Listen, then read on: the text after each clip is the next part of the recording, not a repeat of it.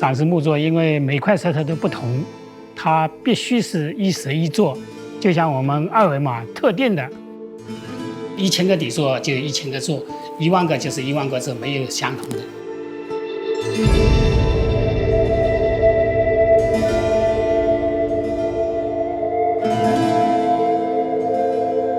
今年55岁，从16岁开始就开始学木雕技艺，已经有40年了。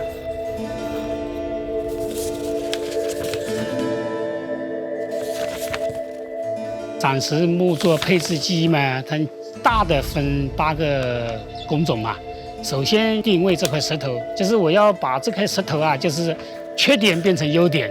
做底座做的目的就是把这个一块石头的一种故事讲完整了。设计所有的底座雕的再好，你这个裂意没有做到，还是这个底座还是白做的。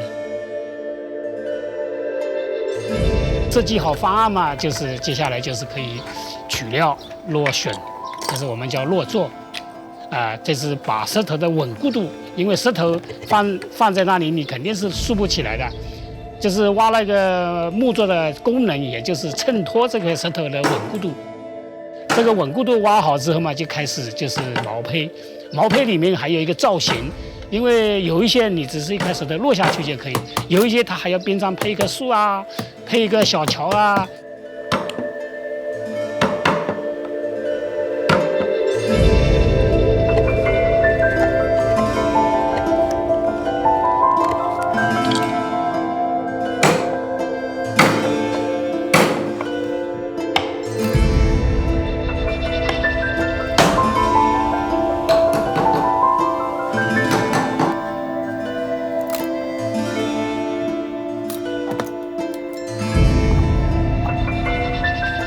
再接下来嘛，就是修光。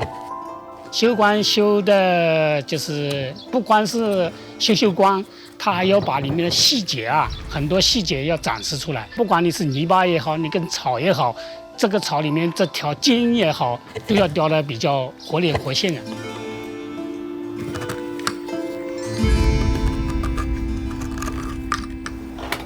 接下来是一个打磨了。打磨嘛，就是一个我们就铁片拿来刮，用粗砂纸打。打磨一套叫上一套，油漆就是我们就是土漆啊。油漆做好了之后，就是我们还要再打一次蜡。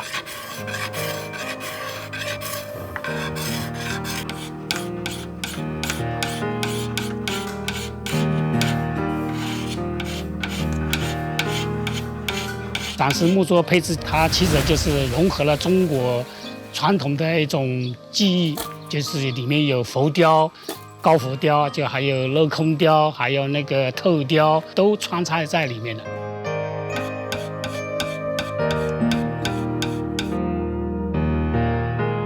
以前嘛都是传统的底座，现在就是因为大石头已经很少了，小的嘛单独一块嘛又不起眼，我就把3块、4块石头组合起来。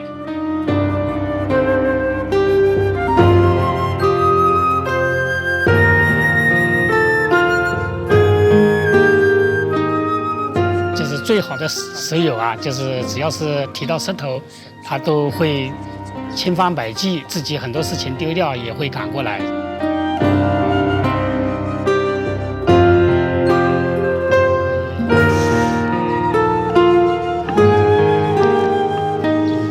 这么这还有一个网嘛，就还是顶在这第一个。石头跟托是分离的，就是石头归石头，托归托，它只是衬托了这个石头的一个主题的一个思想。